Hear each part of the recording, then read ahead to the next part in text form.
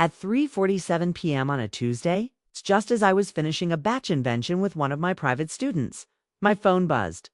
16-year-old Sophie was still struggling with the fingering in measure 12 when the screen lit up beside me on the piano bench. Text from Jake. Sold your piano for $500. We need the money.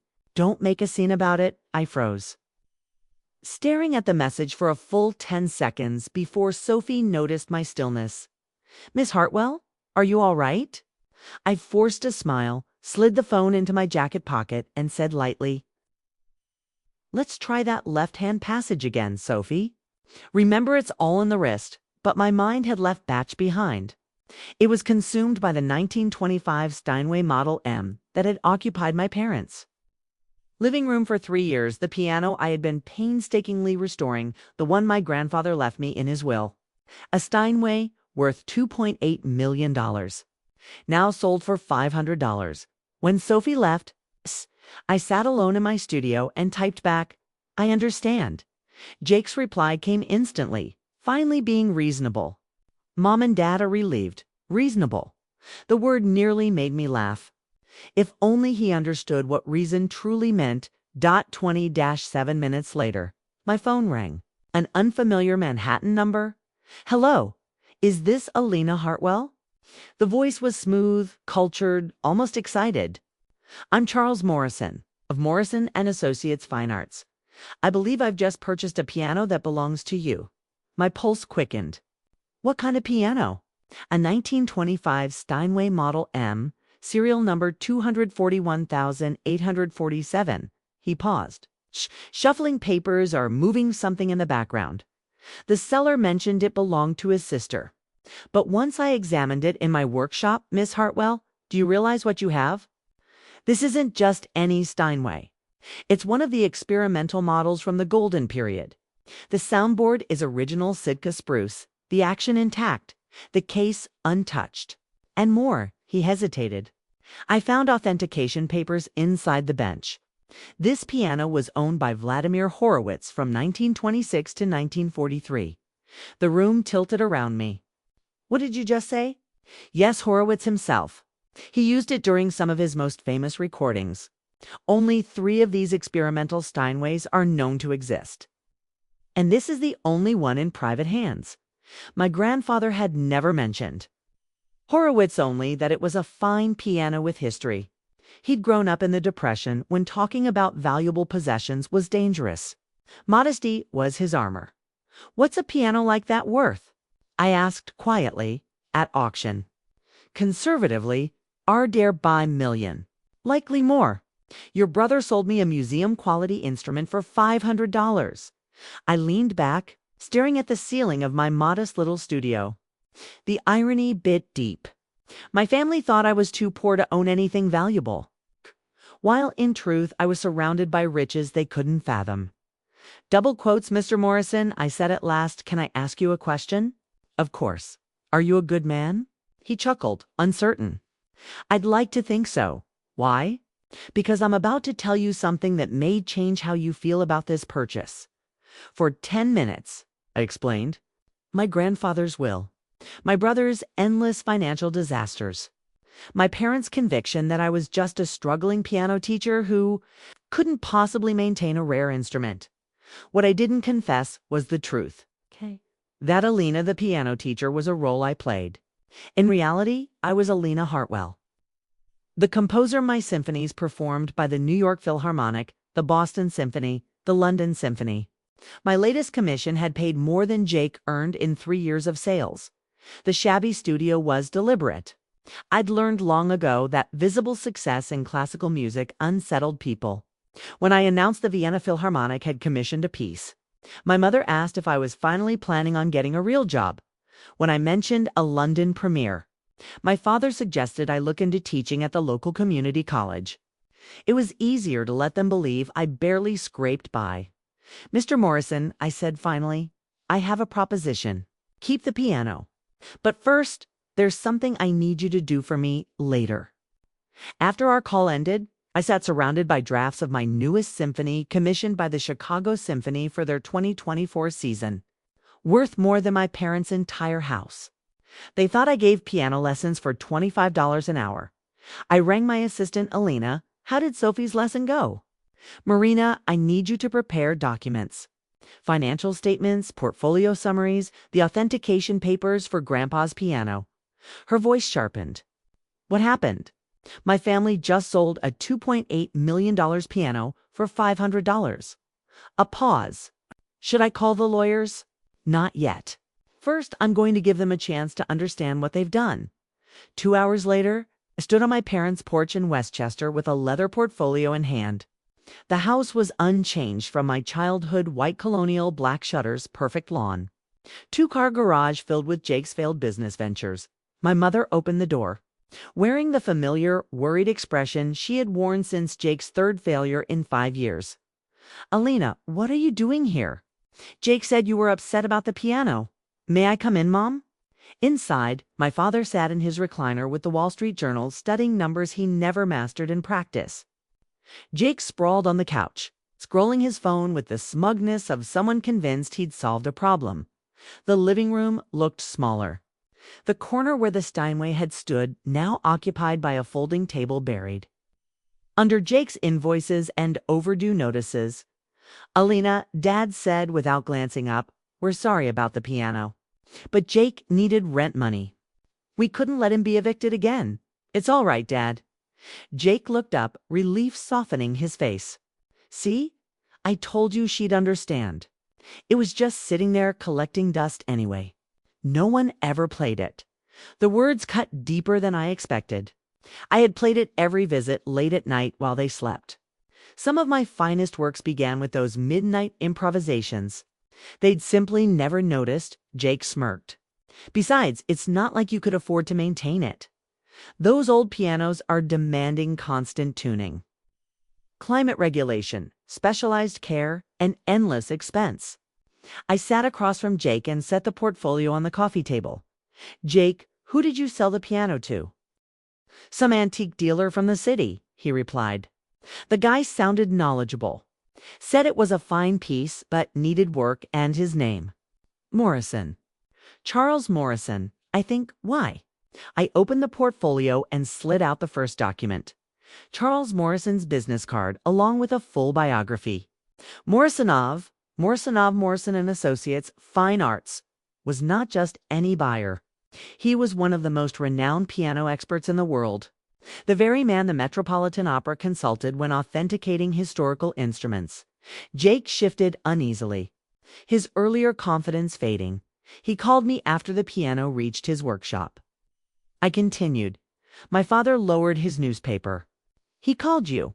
For what? To explain what Jake actually sold him, I handed over a set of authentication papers.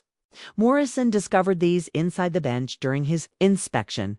I watched Jake's expression move from bafflement to disbelief, and finally to near panic as he read aloud. This says the piano belonged to Vladimir Horowitz. That's correct, said. My mother dropped into the chair beside my father. Who's Vladimir Horowitz? One of the greatest pianists in history, I explained. He owned Grandpa's piano from 1926 to 1943 and used it for several of his most famous recordings. The room fell silent except for the steady tick of the grandfather clock in other family antique, thankfully untouched by Jake's impulsive sales. Alina, my father asked slowly, what's a piano like that worth? I handed him an official appraisal from Steinway & Sons, signed by their chief restoration expert. His gasp filled the room. $2.8 million, I said quietly, and that's the conservative estimate. With Horowitz's provenance, the value at auction could be far higher. Jake's face drained of color. But I only got $500 because you sold a museum-quality instrument to a dealer who assumed you understood what you were offering. My mother's hands trembled as she reached for the appraisal. Lena, we had no idea. Your grandfather never told us he didn't know about the Horowitz connection either, I cut in. But he knew the instrument's importance. That's why he left it specifically to me in his will. My father's eyes narrowed. What do you mean Jake had no right to sell it? I pulled out a highlighted copy of the will. Because it was legally mine. Jake never had the authority. But it's been in our house for 3 years, my mother protested, at my request. I reminded her. While I was building my career and traveling, I paid for every bit of upkeep, insurance, maintenance, even the climate control system Dad installed.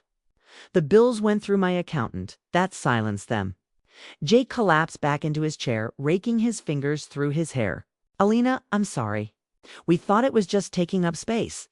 I assumed you didn't want it. You assumed, I said sharply. You never asked. My father frowned. But aren't you struggling?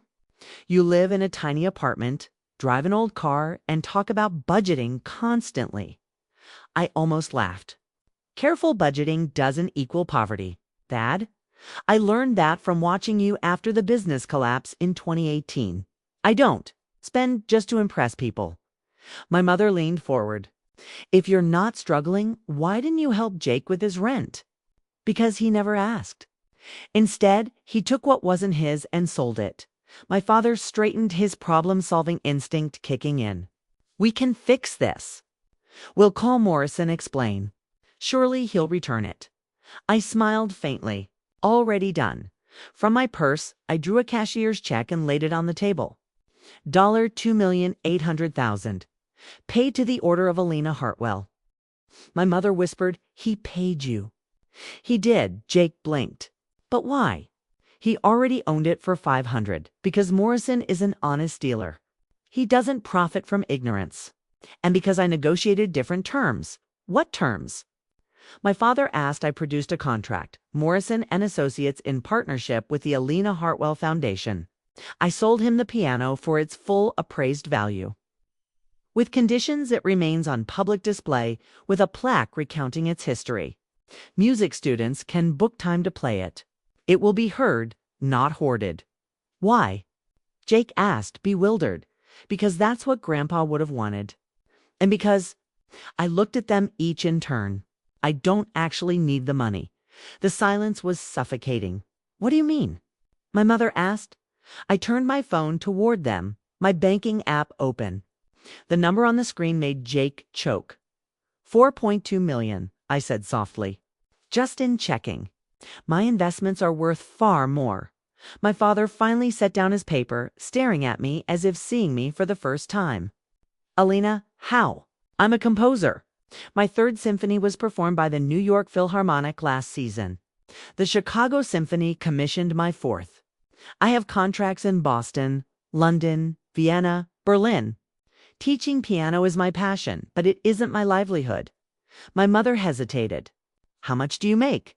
Last year, commissions totaled $1.8 million. That doesn't include royalties or performance fees. Again, silence. My father's eyes lingered on the check. My mother's on me. Jake stared blankly at his phone. Why didn't you ever tell us? My father asked at last. I glanced around the room, the photos, the mantel, the empty space where my grandfather's piano had stood. Because whenever I tried to talk about my career, you asked when I'd get a real job. When I mentioned traveling, you told me to find something more stable. You equated being an artist with being broke. Tears filled my mother's eyes. We were trying to help. I know, I whispered. But I didn't need help. I needed you to trust me. My father began, surprised and sharp. You said you were budgeting. I explained I'd been saving for a new house in the Berkers. When I told them I couldn't afford a vacation last summer, it wasn't because of money, it was because I'd been recording an album with the London Symphony Orchestra. Jake looked stunned. So what now? He asked. You learned that actions have consequences, my father said. You stole and sold a multi-million-dollar instrument. That's grand theft, tits, a felony. I raised a hand. Alina, my father started again, but I cut him off. I received full compensation, and Mr. Morrison is satisfied with his purchase. I'm not pressing charges yet.